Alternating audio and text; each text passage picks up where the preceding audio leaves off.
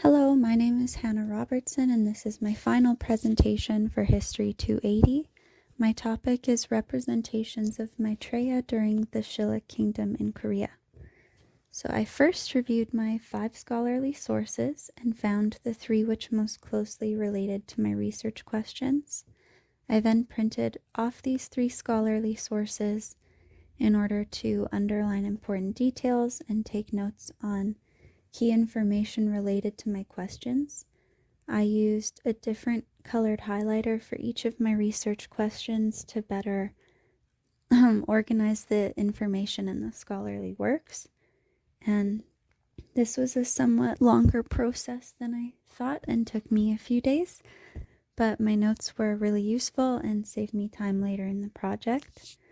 After this research, I compiled the gathered information and then wrote a brief summary of my findings under each question.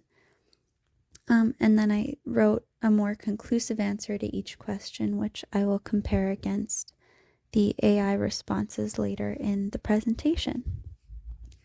So my 3 research questions are: what were the uniquely Shilla period characteristics of Maitreya, and how did these integrate or clash with the Shilla common people? Did the Shilla government cooperate with or utilize the cult of Maitreya? If this is true, in what ways did they do so? And then third is, how did the Maitreya cult in Korea during the Shilla period change and evolve in terms of visual representation and practice over time? The 3 scholarly sources I will be using to answer my research questions are The Cult of the Pure Land of Maitreya in Paekja and Shilla in the Three Kingdoms period by Choi Yeonchik. The second one is Contesting the Lost Land, New Land, and Pure Land, Buddhist Steles of 7th Century Korea by Kim Soon-kyung. And third is Shifting Contexts of Faith, The Cult of Maitreya in Middle and Late Shilla by Richard D. McBride. I will now provide a summary of my research findings and answer my research questions. I will then compare my research to output from the AI robot. During the Shilla period, the cult of Maitreya developed distinct characteristics that blended the political ideology with indigenous religious expectations, which was diverging from more orthodox Mahayana Buddhist interpretations seen elsewhere. So unlike traditions that emphasized rebirth into Sita heaven, or which is where Maitreya resides, or participation in Maitreya's future assemblies, Shilla's unique adaptation of it centered on identifying the kingdom itself as the pure land where Maitreya would come and reside and manifest itself. This belief was reflected in the association of Maitreya with the Hwarang, which are like flower boys in Korea, or their youthful virtue kind of embodies the spiritual and political ideals, which helped to reinforce royal legitimacy and framed the state as divinely sanctioned. For the common people, this localization of the Pure Land offered a more immediate kind of hope for prosperity and harmony, which aligned with pre-Buddhist geomantic and sacred kingship traditions. However, as the Buddhist scholarship advanced in the unified Shilla period, elite doctrinal interpretations shifted towards emphasizing like personal rebirth into Sita heaven, again where Maitreya resides, or later like Amitabha's Western paradise. This shift introduced tension between the earlier state-centered and collective visions of salvation, and then later individual focused soteriology.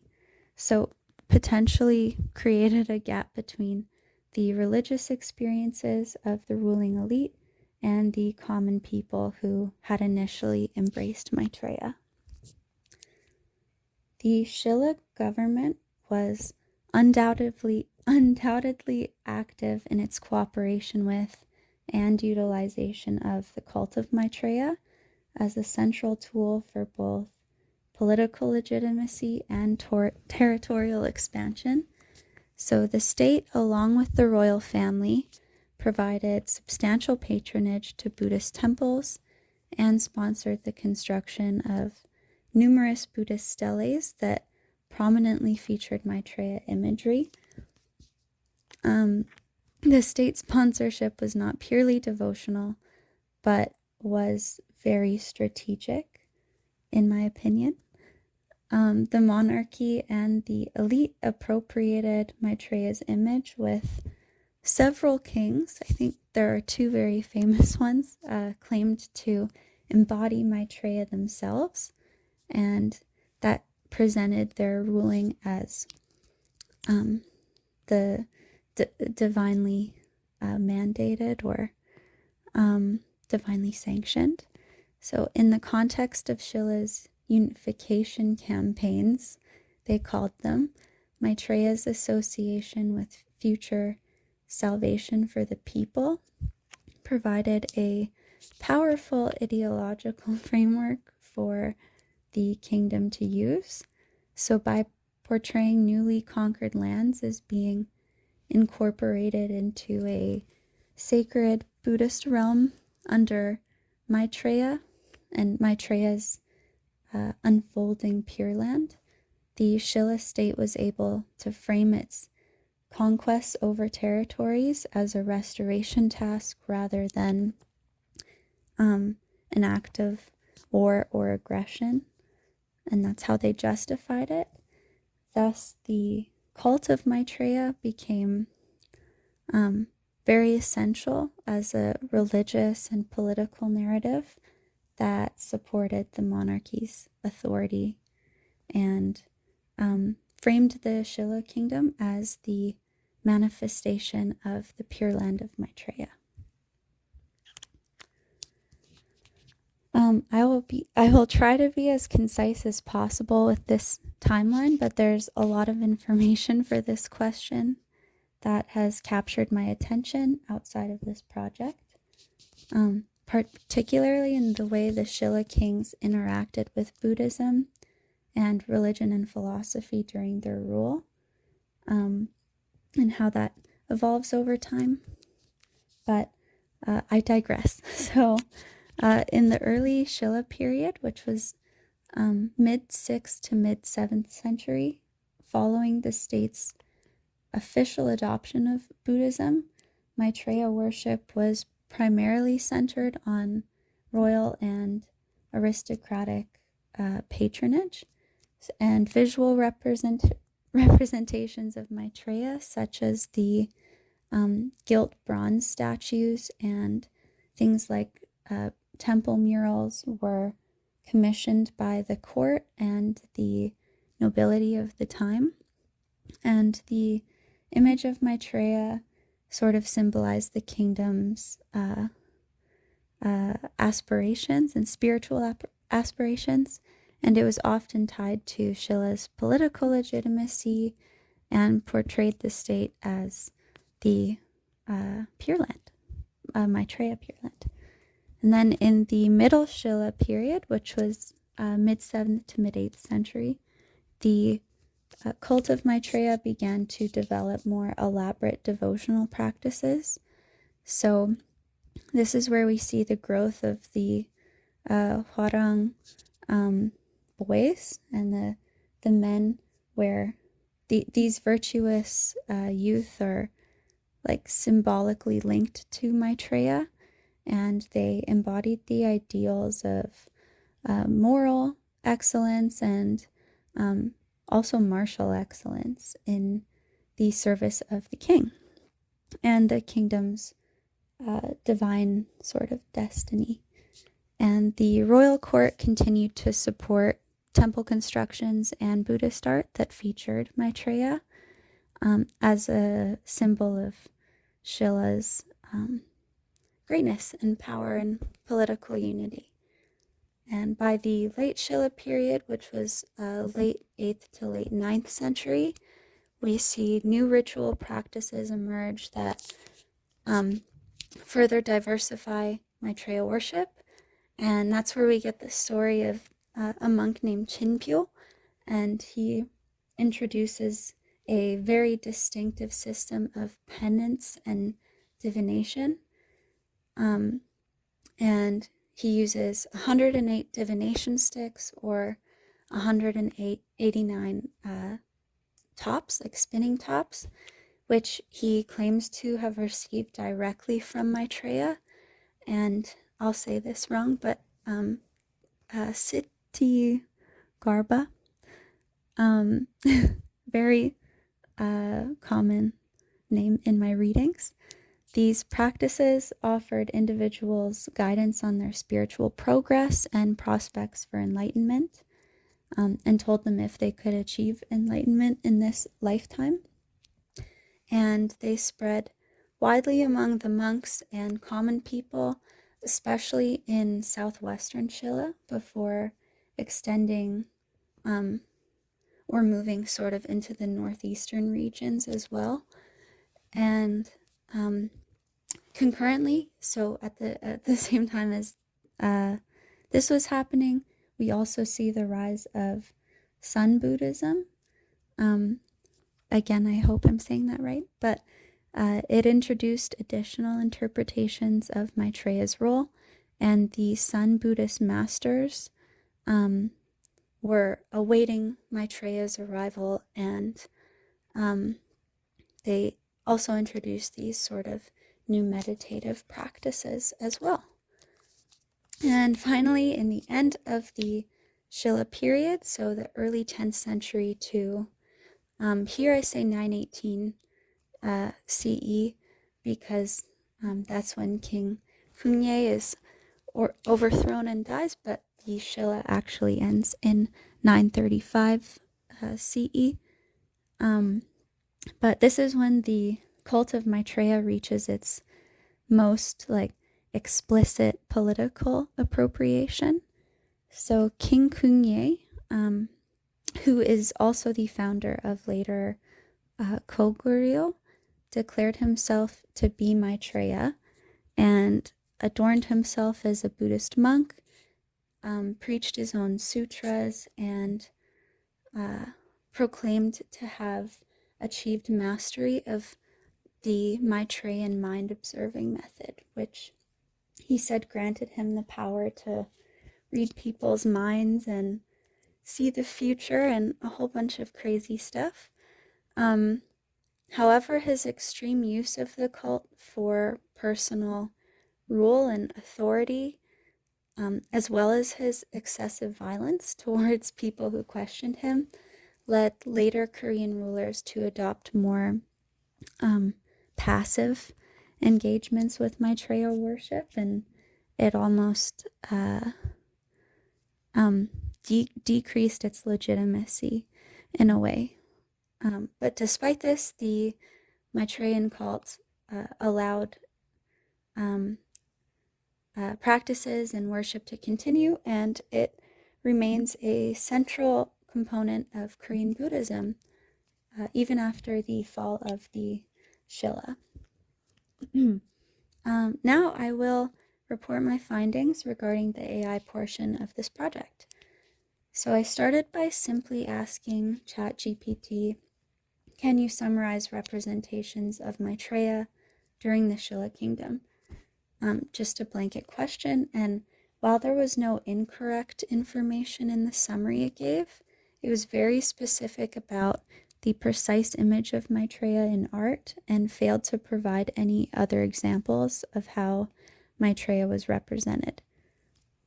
For example, rituals, stories, songs, or physical practices that the believers of Maitreya may have participated in. At first, I just asked the robot the questions, and the results were fairly broad. The answers it gave initially were very short and concise, though it did ask me after if I would like it to elaborate further or if I would like the answers in a different format. The first bit of the robot's response here, though it is short, is accurate. However, for the last sentence, it writes, "The popular and grassroots nature of Maitreya worship sometimes clashed with elite-controlled, state-sponsored Buddhism." In my research, the only evidence I could find to support this is regarding the royal appropriation of Maitreya in order to strengthen their divine right to rule, which ended up creating a subtle tension between the Shilla elite and the king. But I haven't read anything so far that suggests the cult of Maitreya clashing with other Buddhist schools. In fact, my research suggests the very opposite, where the state is embracing and propagating the belief of Maitreya. For question 2, the AI in this response did not provide any misinformation per se, but it didn't provide any details, and the answer it gave was extremely vague. It doesn't really say or argue anything. I noticed that even after asking it to expand upon the original answer, the AI doesn't explain why things happen or the implications of things. There's no real critical thinking. It only provides blanket statements and facts you would find on Wikipedia. With this question specifically, it didn't really even provide an answer. It also stated that the government used Maitreya to sponsor temples and statues. This makes no sense. The government would have built these in order to propagate Maitreya for various reasons. For my third question, the robot provided no detail. This was the worst answer it gave me, in my opinion. There were no timelines given or any specific images or practices provided. And when I asked the AI to expand on this answer, it started discussing the Three Kingdoms period as a whole and completely disregarded the specific time I asked about. It also started ignoring Maitreya and began listing the evolution of the most popular Buddhist schools in Korean history. The information it provided was actually interesting and prompted me to read more externally, but it was not useful and nowhere close to the academic level of human writing or research. When I asked ChatGPT to provide me secondary sources, I was very, very surprised because the first one it gave me is actually one that I'm using, which was very shocking. And then the third one it gave me is authored by the same Richard McBride, who also wrote one of my sources. It's a different source it provided me, but yeah, same author. And I spent a lot of time on JSTOR and Google Scholar narrowing down my topic from Three Kingdoms Buddhism down to Shilla Kingdom Buddhism, and then further down to representations of Maitreya, after which I carefully selected my original 5 sources. And the sources the robot provided are all legitimate, and it completed the task in a matter of seconds. ChatGPT was able to generate a bibliography very quickly. However, although I requested it to be in Chicago style, it did not have the hanging indents. So there is room for the robot to make formatting imperfections. Which method is faster and more accessible? So ChatGPT is extremely accessible and free to use on websites like JSTOR or other academic journal websites. They usually make you sign in with a university or information is blocked behind a subscription wall. I do like the idea of having open and accessible information for everyone, but I would still proceed with caution because there's always a chance the information could be inaccurate. Honestly speaking, I think starting a project with AI could be useful, and it can draw upon a ton of information and organize it very quickly. So using it in the brainstorming stage might save some time. The AI, rather than finding sources or information outside of traditional research, provided me with the same or similar sources to ones that I already had. However, some of the sources as I went further down the list were less associated with my research. And for example, a source might mention Maitreya but would not mention Shila Kuriya directly. Should students rely on AI at the outset of this project? I would have said no, and I was very against the use of AI, and I'm still much more in favor of strictly human research and writing. But after using ChatGPT for this assignment, I have come to recognize its utility and see how it could expedite certain aspects of a project or an assignment. I do think that it can aid in the research side of things, but students should not rely on it for writing. The AI does not have the ability to make arguments or recognize real implications of events. So, in order for scholarship and society to continue improving, I guess, we cannot fully submit to the AI use yet, anyways. Thank you for listening to my very long final presentation. I've really enjoyed the class, and I look forward to using what I've learned when I study in Asia next year. Thank you. Bye.